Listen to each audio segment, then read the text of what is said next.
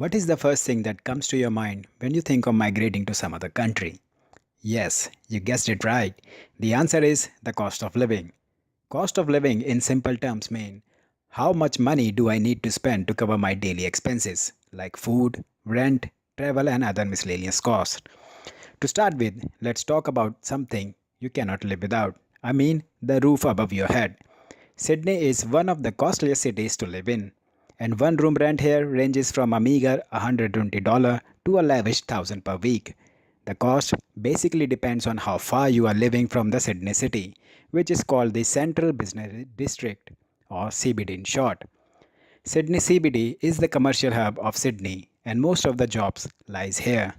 To sum up, average rental cost for one furnished room set in Sydney CBD will cost you around 400 to 550 per week, and in suburbs this cost comes down to around 200 to 300 depending on the location.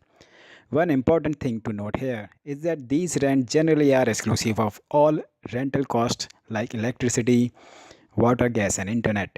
You have to keep in mind these factors while comparing rents. Now, jump to the food cost. Three-course food will cost you around 150 to 150 per week per person. Buying groceries like milk will cost you $1 per liter.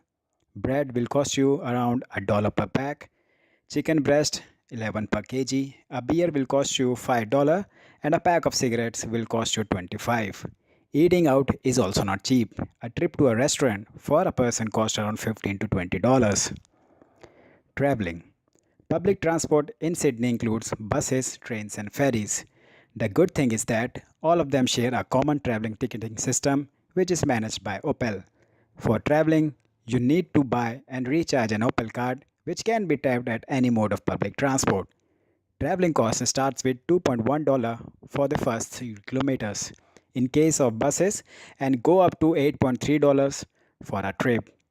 You can avail concessional rate on traveling in off-peak hours. Weekly travel cost is capped at 60 with a daily cap of $15.